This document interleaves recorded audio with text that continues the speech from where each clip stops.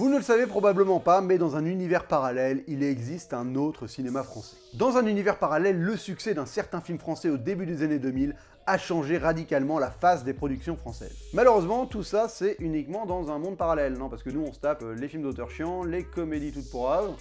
Oh, commencez à voir quelques films fantastiques, allez, on va pas cracher. Bref, je vais essayer de vous parler de cet univers parallèle. Ce film, c'est Le Pacte des Loups, sorti en janvier 2001, qui capitalisera 5 millions d'entrées en France et plus de 70 millions de dollars de recettes au box-office mondial. Pour un budget de 29 millions de dollars, donc un très beau succès, hein? Ils se sont fait des thunes, ça a marché quoi. Putain, c'était cool. Donc enfin un très beau succès pour le cinéma français qui arrive à s'exporter dans le monde. Waouh!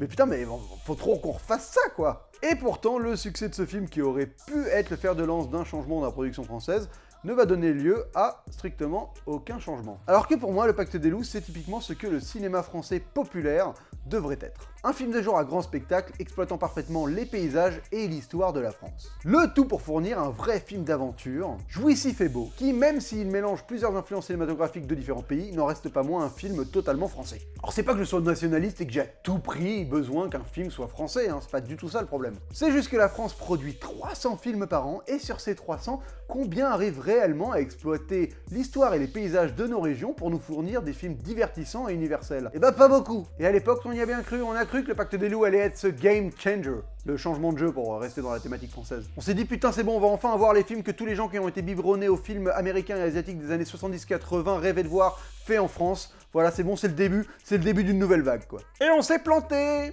Et vous savez pourquoi ça a rien donné? À cause d'un autre film, un bide, évidemment. Le bide d'un autre film en costume, à gros budget, un blockbuster d'aventure bien gaulois, avec un beau héros mythique connu de tous, et une belle moustache, Vercingétorix. Le film, un gros nanar cosmique, était supposé être le fer de lance du cinéma à grand spectacle français. Il devait initier toute une série de films sur l'histoire de France et nos figures héroïques quasi mythologiques, mais en fait, ça n'a pas donné lieu à ça, quoi. Car le film fut un gros flop, en plus d'être un gros navet, malgré une énorme promo. En fait, c'est peut-être parce que c'est un gros navet qu'il a floppé, faut peut-être réfléchir comme ça. 360 000 entrées en France, sorti uniquement en direct ou DVD dans tous les autres pays. C'est ce qu'on appelle un four. Parce que bon, le budget du film, c'était quand même 15 millions de dollars, et ouais, c'est pas rien. Et donc, un film à 15 millions de dollars qui fait un gros flop, et qui en plus a été étrillé par la critique, un peu à juste titre, car ça reste quand même une bonne grosse merde. Et ce film est quand même sorti la semaine d'avant Le Pacte des Loups, et ce gros échec va refroidir tous les producteurs de tenter la même chose, malgré le succès du Pacte des Loups. Et oui, le risque de devenir le prochain Vercingétorix a été plus grand que l'envie de devenir le prochain Pacte des Loups. Et donc, on s'est retrouvé avec les films qu'on a à l'heure actuelle. Bon, on commence à y avoir un petit sursaut, un film de genre, hein, dans la brume, La nuit a dévoré le monde, tout ça, mais en tout cas, pendant 15 ans, on a quand même vraiment mangé notre pain de je sais plus quelle couleur, en n'ayant quasiment aucun film un peu grand public spectaculaire d'aventure de genre en France, et ça, c'est dû à Vercingétorix. Dans ma théorie à moi. Mais il existe un univers parallèle où la France a décidé d'emprunter le chemin du Pacte des Loups et de ne pas avoir peur de l'échec de Vercingétorix. Et c'est de cet univers parallèle dont je vais vous parler tout de suite. Et oui, parce que dans cet univers parallèle, il y a plein de films qui ont été produits suite au succès du Pacte des Loups, et vous allez voir, dans cet univers parallèle, les films des années 2000 français ont clairement de la gueule. Toutes les idées viennent de moi, hein. Vous me les volez pas les gars, je voudrais les produire un jour. Juste avant de commencer, je voudrais vous proposer une petite initiative rigolote. Vous avez vu, j'ai changé de costume parce que je viens du futur. C'est juste pour vous dire que s'il y a des films qui vous font marrer, que vous vous dites, vous êtes graphiste et vous avez envie de vous amuser à créer des fausses affiches, et ben n'hésitez pas, je crée un hashtag qui s'appelle un autre cinéma français, voilà, hashtag un autre cinéma français. Et donc si vous avez fait des affiches alternatives des films que je propose, n'hésitez pas à les poster sur ce hashtag là, vous pouvez me les envoyer par lacritiquemasquée@gmail.com ou sur Facebook, le groupe Facebook de La Critique Masquée. Et si par exemple vous avez aussi des pitchs alternatifs, vous voulez juste proposer des nouveaux délires du cinéma français dans cet univers parallèle, n'hésitez pas, et si franchement le truc marche et que plein de gens le font, je n'hésiterai pas à faire une autre vidéo pour présenter les projets de chacun et les affiches de gens qui ont fait des affiches, voilà. Si ça vous fait marrer, vous allez voir, il y a plein de projets différents, et franchement graphiquement, moi je suis pas graphiste, j'ai mis des illustrations, mais j'aurais pas pu mettre des vraies affiches bien faites, et si ça vous fait kiffer de le faire, n'hésitez pas. Suite au succès du Pacte des Loups, le premier gros film qui a été mis en chantier, c'est Sentinelle, et qui a été réalisé, attends, je vais m'écarter pour mettre les affiches, donc c'est Sentinelle, qui a été réalisé par Jean-Pierre Jeunet, voilà, avec Albert Dupontel dans le rôle principal, évidemment, Ron Perlman dans le rôle de je sais plus comment dans la BD. Donc c'est une adaptation de BD, hein, mais alors ça parle d'un mec qui a une armure métallique dans les tranchées de la Première Guerre mondiale. Évidemment, Jean-Pierre Jeunet, vu qu'il sortait d'un long dimanche de fiançailles, on lui avait proposé de retomber dans les tranchées, et il a fait une série série de 3 films, une trilogie Sentinelle pour couvrir l'entièreté des BD. Et franchement, mais c'était un film extraordinaire. Moi, je vous le recommande si vous avez l'occasion d'aller dans cet univers parallèle. Ne loupez pas le Sentinelle de Jean-Pierre Jeunet. Il y a des mouvements de caméra de fou, des effets spéciaux, mais dingue. La mise en scène est extraordinaire. Les scènes de bataille sont mais dantesques. À un moment, il se bat avec un Sentinelle turc et qui a des lance-flammes aux mains et tout. Notre Sentinelle, mais c'est un combat mais épique. Franchement, c'est Iron Man avant l'heure, mais dans les tranchées de la Première Guerre mondiale, quoi. Enfin, tu vois, et c'est quasiment aussi bien fait que Iron Man, enfin, tu vois, en termes d'effets spéciaux. En plus, on n'avait pas à pâlir, parce que voilà, on a développé des technologies super vite pour justement ce film-là. C'est un peu été le fer de lance des effets spéciaux français. Donc, le Sentinelle de Jean-Pierre Jeunet, si vous avez l'occasion de le voir, franchement, mais allez-y, c'est dantesque. Ron Perlman, en plus, il est extraordinaire. Il joue un espèce de vétéran qui boit un espèce de sérum qui lui donne une espèce de force hyper berserker, quoi, barbare, et il a aucune... il perd son humanité au fur et à mesure et tout, mais il est sanguinaire, enfin, extraordinaire. Franchement, un grand film, et Dupontel a une interprétation, mais vraiment, mais oui, c'est un de mes films préférés de cet univers parallèle. Je pense que c'est le Sentinelle de Jean-Pierre Jeunet. Alors, il y a un réalisateur qui, dans notre monde, a fait pour elle en premier film, mais évidemment, dans ce monde-là, il s'est inspiré, on lui a donné un peu les moyens de faire un film qui utilisait un héros bien connu de la littérature française, et c'est Fred Cavaillé qui a fait Arsène Lupin, voilà, avec Guillaume Canet dans le rôle d'Arsène Lupin. Guillaume Canet qui commençait vraiment à être au sommet de la vague en termes de comédien, quoi. Alors c'est un super film, franchement, le Arsène Lupin de Fred Cavaillé, vous voyez, il a vraiment fait un film hyper dynamique, vraiment bien rythmé sur un espèce d'Arsène Lupin qui mène sa barque et qui trompe tout le monde. Ce qui est intéressant, c'est qu'il a fait un film divisé en 2 parties, avec dans la première partie vraiment le point de vue du policier qui va enquêter sur Arsène Lupin, et toute la deuxième partie on revit le film du point de vue d'Arsène Lupin, et donc on découvre comment Arsène Lupin a trompé tout le monde. Franchement, c'est un vrai film mindfuck, très bien foutu, reconstitution d'époque. Voilà, alors, ce serait dommage de le comparer avec le Arsène Lupin qu'on a eu nous dans notre monde, qui est quand même une sombre daube. Non, parce que lui, il a vraiment fait le taf, ce Arsène Lupin-là, et donc si vous avez l'occasion encore une fois de le voir, franchement, je vous le recommande grave, quoi. Alors évidemment, il y a le mec qui a fait le Pacte des loups, il a eu l'occasion de faire tous ses films après, parce qu'on avait vraiment eu confiance en lui, et il a fait un rêve de gosse, il a mis en scène Rahan, et Rahan, il a été joué par Sébastien Chabal. Écoutez, c'était à l'époque, voilà, vers l'année 2005-2006, c'était vraiment le joueur de rugby qui avait la gueule de l'homme des cavernes, et Christophe Gans, il s'est dit, mais ce mec-là, ça serait Rahan, c'est Rahan, et donc il a fait Rahan avec Sébastien Chabal, et c'est extraordinaire, quoi. C'est un espèce de MacGyver dans l'homme des cavernes, qui est genre l'homme hyper cartésien et qui se frite contre des entités qui manipulent des espèces de concepts un peu saugrenus comme la magie, des patrons de sectes. C'est génial, quoi. Le mec, voilà, Rahan, c'est vraiment un personnage qui est tellement débrouillard, et avec la mise en scène de Christophe Gans, il se bat bien. Il a remis Mani, il a remis un sidekick, un petit gars qui arrive à se friter un peu en mode un peu du kung-fu et tout, qui est hyper agile, qui fait limite du parcours. Et donc voilà, il y a cette espèce d'alternance entre Rahan, qui est une brute épaisse mais qui est hyper intelligent, et son sidekick qui se bat contre des sectes et tout ça. Enfin, super bon film, voilà, qui nous plonge en plus au cœur des grottes de Lascaux et de cette atmosphère un peu grotte des cavernes et France préhistorique, quoi. Donc qui exploite très très bien les paysages de la région. Donc encore une fois, Christophe Gans, deuxième succès d'affilée après le Pacte des loups. Ce film a cartonné, hein. Dans cet univers-là, il a fait genre 8 millions d'entrées. Christophe Gans, ça devient le golden boy du cinéma d'aventure grand public français, quoi. Et alors, pour continuer sur sa lignée, Christophe Gans, il va enfin réussir à adapter Bob Moran avec Vincent Cassel en Bob Moran. Extraordinaire, alors là, il explose tout. Il nous fait un film d'aventure, mais il redéfinit le genre d'aventure à la française. C'est-à-dire que les Américains ont Indiana Jones, nous on a Bob Moran d'un coup d'un seul. On voyage partout dans le monde. C'est vraiment mais dantesque. C'est un film d'aventure. Je vous dis, il y a une séquence sur un train, mais qui est la meilleure séquence de train de l'histoire du cinéma, quoi. Une espèce de baston sur le toit d'un train qui est dantesque. C'est une réalisation d'une inventivité sans nom. Voilà, en plus, en comédienne, il y a Marion Cotillard qui joue la fille qui accompagne Bob Moran. Je sais plus c'est quoi son nom.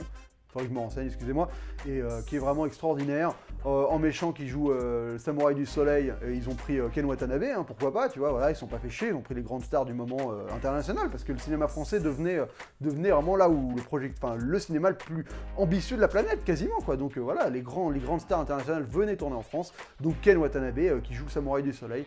Écoutez, la recherche de l'ombre jaune, voilà, en plus ils ont réutilisé la chanson d'Indochine pour faire le générique de fin. Non, je déconne, ils ont fait une chanson à eux, quoi.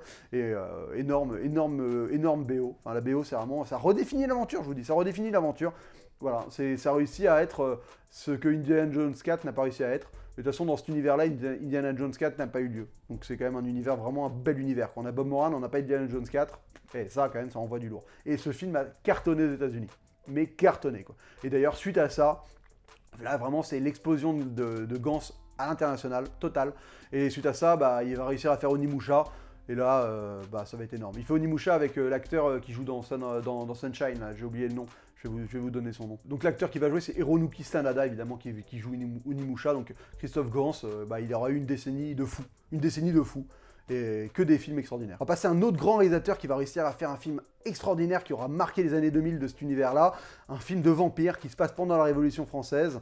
Et c'est extraordinaire, c'est Mathieu Kassovitz. Donc Mathieu Kassovitz, il a vraiment fait un film où on comprend qu'en fait, la Révolution française est venue des vampires, quoi. Et donc tu as une espèce de guerre entre les vampires et les non-vampires pendant les prémices de la Révolution française, tout ça en costume avec une reconstitution historique parfaite, des audaces de mise en scène, mais comme vous en verrez, mais nulle part. C'est-à-dire que le mec, il a réussi à te personnifier le mouvement des vampires et leur manière d'être et tout ça grâce à la mise en scène, quoi. Enfin, c'est vraiment un chef-d'œuvre absolu, franchement. Il a encore repris Vincent Cassel, qui va être dans énormément de films de cette époque-là. Mais franchement, un énorme film. Et il a donné le rôle de... Comment elle s'appelle déjà, elle? Le rôle de Marie-Antoinette, il l'a donné à Mélanie Thierry.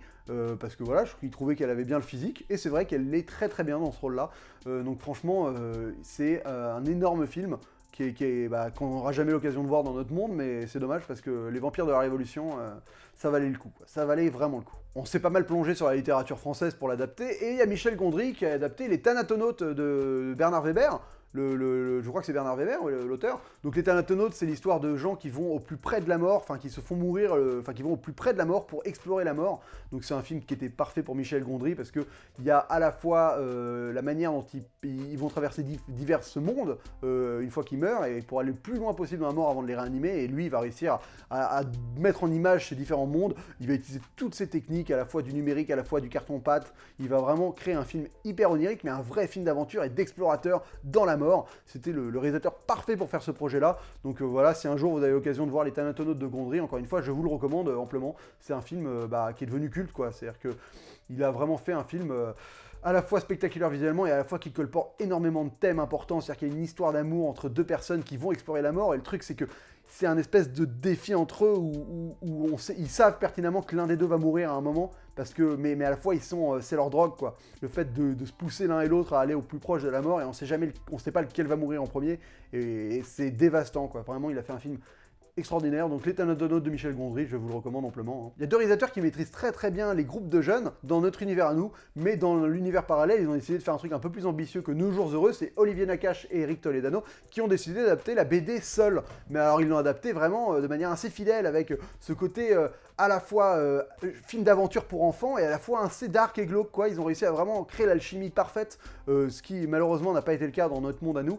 qui a voulu faire un film un peu trop dark, de genre, un peu étrange. Là, ils ont vraiment, et surtout, ils ont réussi à adapter quasiment toute la fresque qui a été écrite. Il y a un moment, ça a été comme dans Game of Thrones, quoi. Les auteurs de Seul ont donné les clés pour que Toledano continue leur film. Ils ont créé cette bande de gamins qui est hyper attachante, avec ces guerres de gangs au sein de la première ville. Ils ont vraiment fait une super adaptation de Seul, qui est devenu le film d'aventure pour enfants, pour jeunes enfants, référence, quoi, qui est devenu culte. Ils en ont fait 4 des films, ils sont au 4e Seul en 2018 de cet univers parallèle. Ils font d'autres films entre temps, mais chaque film cartonne, c'est vraiment un vrai rendez-vous, et surtout parce que ils maîtrisent parfaitement la mythologie de cet univers qu'ils ont réussi à construire lentement, calmement, avec des gamins qui, eux, alors ils galèrent un peu parce que les gamins ne sont pas supposés vieillir, et le problème c'est que ils vieillissent vraiment dans la vie, donc il y a eu 2-3 moments où ils ont dû peut-être changer les castings et tout ça. Ça n'a pas toujours été évident à gérer, mais ils voulaient conserver cet esprit de les enfants ne vieillissent pas, donc ça a été compliqué. Ils ont hésité un moment à faire du numérique pour regarder les gens jeunes et tout, et finalement ils ont décidé de changer le casting parce que c'était le seul moyen de conserver les enfants au même âge durant cette période de 18 ans de film, quoi. Enfin, de 15 ans de film, quoi. Mais en tout cas, toute cette saga Seul, c'est dommage qu'on l'ait pas eu dans notre monde parce que ça aurait été mieux que ce qu'on a eu nous, hein. Mais bon, c'est quasiment le cas de tous les films cités dans cette liste. Alors il y a Guillaume Canet qui est passé à la réalisation, et Guillaume Canet, il a fait un film qui s'appelle Le Nyctalope. Alors c'est un super-héros qui peut voir dans le noir, et le truc c'est qu'il a placé son film pendant l'occupation à Paris Paris, l'occupation des nazis. Donc c'est un film extraordinaire, c'est un film de super-héros un peu en mode Batman, mais avec des nazis qui se font défourailler, parce que voilà, on est au cœur de Paris pendant la Résistance, et alors c'est un peu changé, hein, il y a des bastions de résistance au sein de Paris, des espèces d'endroits barricadés qui n'ont pas toujours accès, et on a ce personnage qui arrive du fait de voir dans le noir à aller s'infiltrer. Alors c'est un personnage qui veut pas se mêler, qui veut pas prendre de parti, mais qui va être forcé de finir par prendre parti à un moment dans cette France sous occupation, qui est divisée en différentes factions. Enfin, c'est vraiment un super film qui utilise encore une fois un super concept qui est d'avoir un super-héros un peu comme Batman, et en fait d'utiliser Paris sous occupation comme une ville comme Gotham City, qui est une ville qui est en proie au crime, au doute, à la corruption, au fait c'est un peu la loi de la jungle, malgré le fait qu'il y ait une entité nazie, mais vu que les nazis ils sont là et qu'à la fois ils respectent pas la ville dans laquelle ils sont, ça crée un espèce d'esprit... Ouais, c'est très proche de Gotham City, c'est vraiment inspiré de Gotham pour créer son Paris sous l'occupation, et donc le Nick Talop, qui est un héros qui est quasiment un des premiers super-héros français, en fait, de l'histoire des super-héros. Donc on est allé plonger dans cette histoire-là des super-héros français pour faire un film hyper intéressant. Donc Guillaume Canet qui vraiment...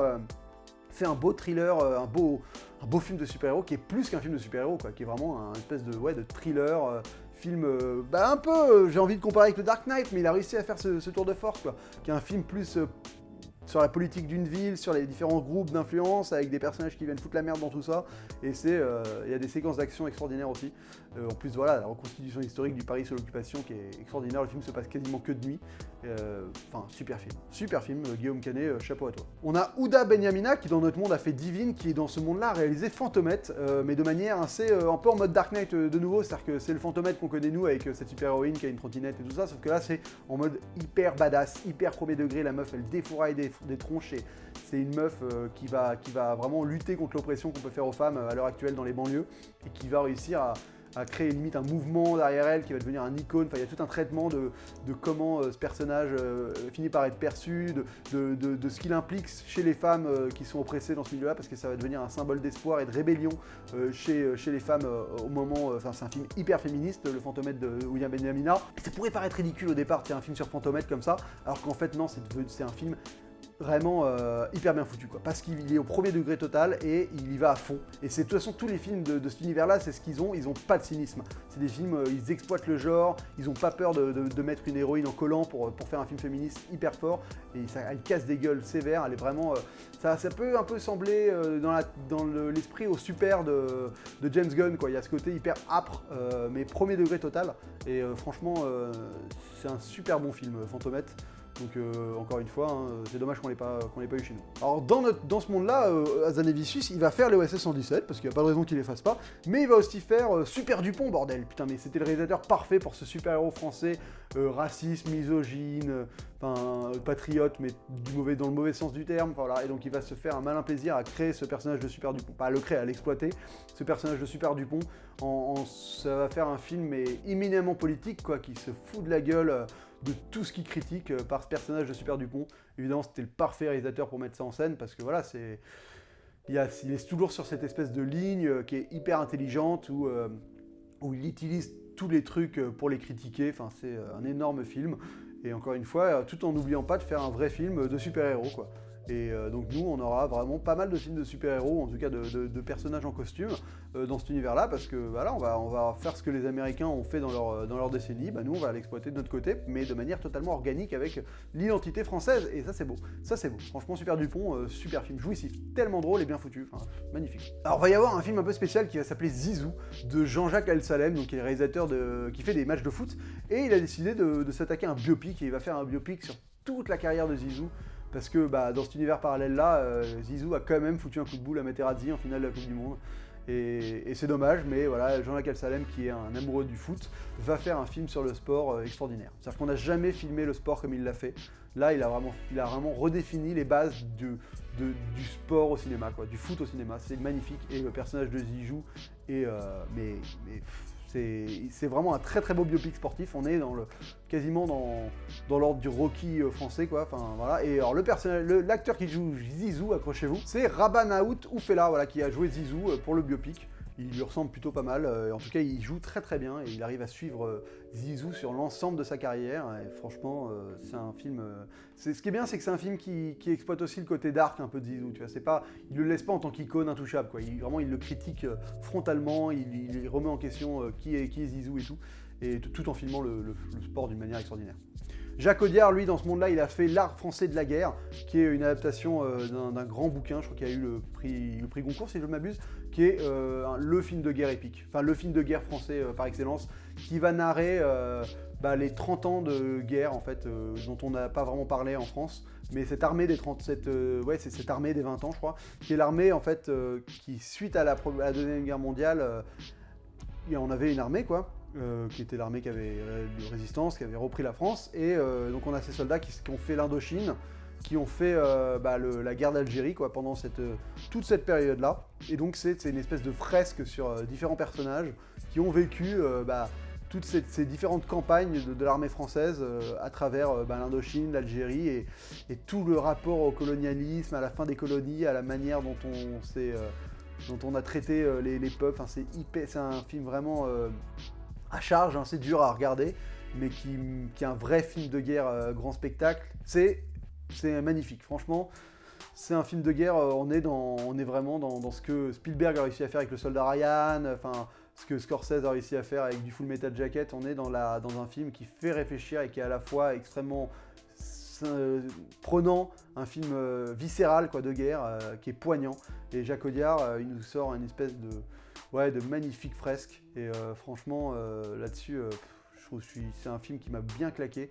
Et c'est surtout la révélation de Denis Minochet, qui joue le personnage principal, et qui est déjà, avant que Tarantino le repère pour Inglourious Basterds, et qui est extraordinaire, quoi. Qui est vraiment extraordinaire. On lui offre un rôle magnifique, Jacques Audiard, il est au sommet de son game avec un film comme celui-là, quoi. Plein d'héros qui vont être exploités. Donc par exemple, Gaspard Noé, il va faire un film sur Gargantua, le géant, voilà, donc c'est un film pareil, un peu barré, parce que Gaspard Noé, il est barré, visuellement il va s'éclater à mort avec ce principe du géant et tout ça. Donc grand film. T'as Luc Besson qui va faire un film sur le Cocatrix, donc une légende bien française avec des chevaliers qui vont aller se battre contre cette espèce de être qui est mi-serpent, mi-coq et qui crache du feu. Enfin, c'est vraiment un film épique, hein. Là, le Cocatrix de Besson, c'est le film à grand spectacle médiéval français, quoi, et ça c'est cool, parce qu'il n'y a pas énormément de... ce serait bien qu'il y en ait plus dans notre monde à nous. T'as Jean-François Richer qui va faire un énorme biopic sur Napoléon en plusieurs parties, qui est un film épique, franchement, grand film. En plus, il a les moyens de reconstituer des batailles de manière extraordinaire. Il va vraiment prendre le soin de bien faire ce biopic-là. C'est en 3 biopics, et pareil, très grand biopic. Dans cet univers-là, écoutez, c'est Michel Gondry qui a fait Valérian, parce que voilà, on l'avait vu faire Les Thanatonautes, et ça fourmillait tellement d'idées qu'on s'est dit, Valérian, c'est pour lui. En plus, il y a tout ce rapport de voyage temporel, de perte dans le temps et tout. Il va réussir à mettre ça en image, à nous perturber. Enfin, il va faire un film Valérian vraiment à la fois pas loin d'être expérimental, mais hyper abordable, hyper lisible, hyper digeste, mais qui fourmille d'idées dans tous les sens. Et ça va être extraordinaire. Et par contre, il va utiliser... Qui c'est qui va jouer je me souviens plus, c'est qui joue Laureline dans son film à lui, à Michel Gondry. Ah si, c'est Ludivine Sagnier qui va jouer Laureline. Ouais, on pourrait croire que c'est pas terrible, mais elle fait très bien le taf, Ludivine Sagnier en Laureline. Donc franchement, c'est tout à son honneur. Il y a Guillaume Niclou. Guillaume Niclou, il va faire un polar moyenâgeux qui se passe dans une petite ville moyenâgeuse, enfin une petite ville médiévale, une cité fermée, en huis clos avec la peste autour et tout. Il va faire une espèce de Seven là-dedans, une enquête sur un tueur en série. C'est extraordinaire. Franchement, super film avec une ambiance pluvieuse, crasseuse. On est dans ce Moyen-Âge hyper horrible avec la mort à chaque coin de rue et tout. Vraiment un beau polar, tu vois, qui exploite très bien une ville. Ça se passe à Pérouse, la ville médiévale, la cité médiévale, et ça se passe là-bas, et c'est vraiment un super film, j'adore ce film, franchement, j'ai eu la chance de le voir, j'adore ce film de Guillaume Niclou, quoi. Il y a Nicolas Boukrieff qui va faire Il était une fois la colonisation. Bah voilà, il va faire un western, l'équivalent d'un western spaghetti, mais en Algérie en 1870, quoi. Extraordinaire. Franchement, justement, sur cette colonisation, c'est le western, hein, là-bas, c'est le Far West, hein. Il y a des colons, des locaux, ça se frite, il y a quasiment une autorité qui est hyper faible parce que du jour sur le lendemain ça peut changer, et il va te faire un film, mais magnifique, quoi. L'exploitation des paysages de l'Algérie, tout le conflit intérieur de chaque personnage, surtout des soldats français qui viennent coloniser une terre et qui sont absolument pas bien vus. Enfin, Non, c'est vraiment un film assez extraordinaire et Nicolas Boukrieff fait un taf de ouf, il stylise à mort et très très grand film. Très très grand film, il était une fois la colonisation. Ce qui est génial, c'est que dans cet univers, il va y avoir un Jules Verne shared universe, quoi. On va faire un peu notre shared universe à nous, avec tous les films de Jules Verne. Donc il y a par exemple Dupontel, qui va réaliser 20 milieux sous les mers, qui va faire un film extraordinaire. Il y a Jean-Pierre Jeunet, qui va faire Le Tour du monde en 80 jours. Il y a Christophe Gans, qui va faire L'île mystérieuse. Enfin, plein de réalisateurs vont venir se greffer pour créer comme ça le Jules Verne Cinematic Universe. Et c'est génial, quoi, parce qu'ils vont avoir les moyens de leurs ambitions, ils vont réussir vraiment à mettre en image toute l'imagination de Jules Verne. Et écoutez, ça arrivera en plus à l'international à cartonner, à concurrencer les plus grands Cinematic Universe américains, parce que là on propose quelque chose qui a notre identité française et qui s'exporte vachement bien, parce que ça fait rêver le monde entier, les films de Jules Verne. Donc écoutez, on va y arriver.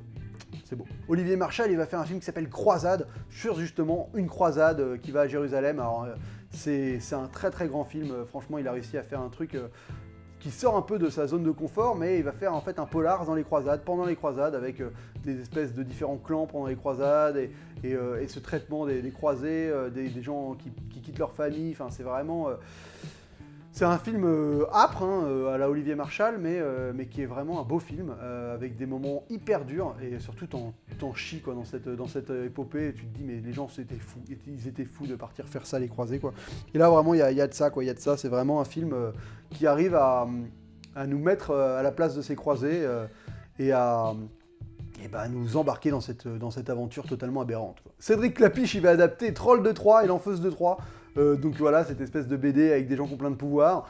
Écoutez, c'est un réalisateur peut-être étrange pour avoir adapté ça, mais il a super bien fait le taf, parce qu'il est allé à fond, il a réussi à créer cette espèce de communauté d'esprit de groupe dont il est hyper fort. Il va à la fois faire un film un peu avec de l'action, de l'humour, enfin il y a vraiment un côté jouissif à son adaptation de l'Enfeuse de Troie, et surtout c'est bien foutu, quoi, c'est hyper bien foutu. Franchement, super film.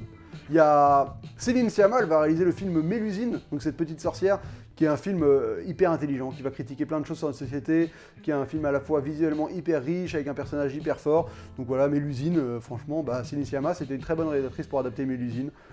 Encore une fois, ça aurait été bien que quelqu'un le fasse dans notre monde à nous, une adaptation de Mélusine bien foutue. Fabrice Duvels, il va adapter Tintin. Et oui, mais il va adapter un Tintin badass, tu vois. Lui, il va pas faire un Tintin... il va faire un Tintin, il va se dire un Tintin un peu... qu'on a chié, quoi. Donc là, il y a par exemple une image de son Tintin, là. C'est voilà, un Tintin en mode...